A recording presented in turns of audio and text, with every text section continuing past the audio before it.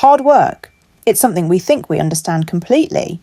But what if the most successful people in history prove our assumptions about talent versus effort are completely backwards? That's such an intriguing perspective. You know, I always thought natural talent was the key differentiator, but there's more to this story, isn't there? Well, what really fascinates me is this research showing you need 3 specific ingredients for truly exceptional achievement: natural ability, dedicated practice, and sustained effort. And here's the kicker. Even the most naturally gifted people in history were also among the hardest working. That reminds me of that famous Bill Gates quote about his early years at Microsoft. Exactly.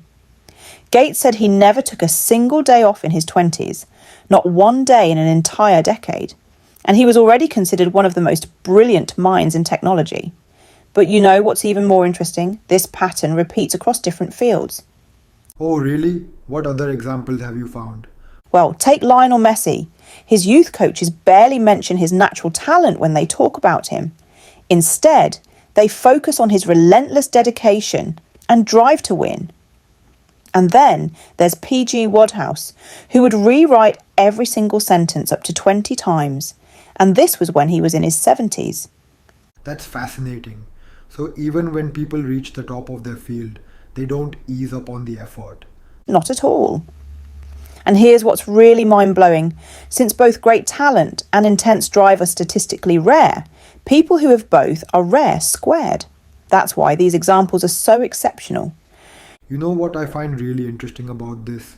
It challenges this whole cultural narrative we have about natural genius. Oh my goodness, yes. And there's actually research showing that this misconception about talent versus hard work runs really deep in popular culture. It's like we want to believe there's some magical shortcut to greatness if you're just brilliant enough. Well, that certainly explains why so many people might be setting themselves up for disappointment. And here's where it gets really practical.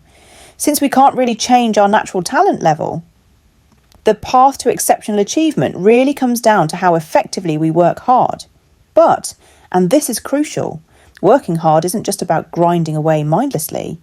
That makes me wonder, what does effective hard work actually look like then? It's fascinating, actually. Research shows different types of work have different optimal patterns. For intense creative work like writing or programming, many people hit their limit at around 5 hours a day. But when running a startup, you might be able to work much longer hours because the type of work is different. So it's really about understanding your personal sweet spot for different kinds of work. Exactly. And you know what's really interesting? Studies show that most people develop this internal drive around age 13 or 14. There's something about that developmental stage where we start feeling genuinely disgusted with wasting time. That timing seems really significant, like it might be connected to broader cognitive development. Well, what's even more fascinating is how this relates to finding your true work. You have to cut through these layers of what experts call fake work.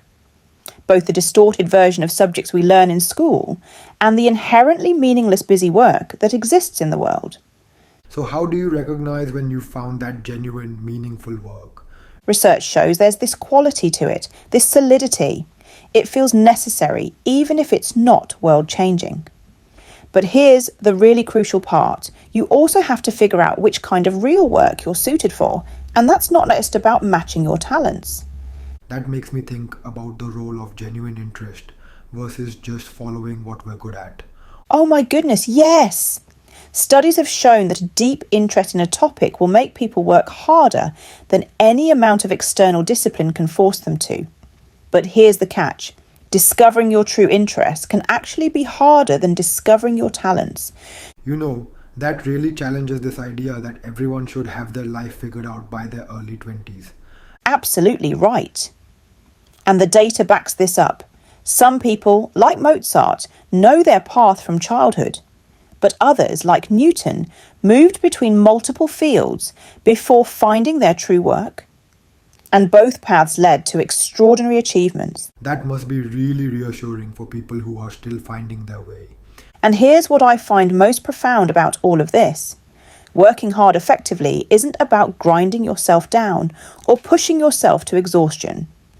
Research shows it's about finding and maintaining that perfect balance point where your effort, abilities, and interests all align. That really transforms how we should think about work ethic, doesn't it?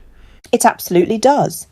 Instead of glorifying struggle and exhaustion, we should be celebrating this kind of thoughtful, balanced approach to work.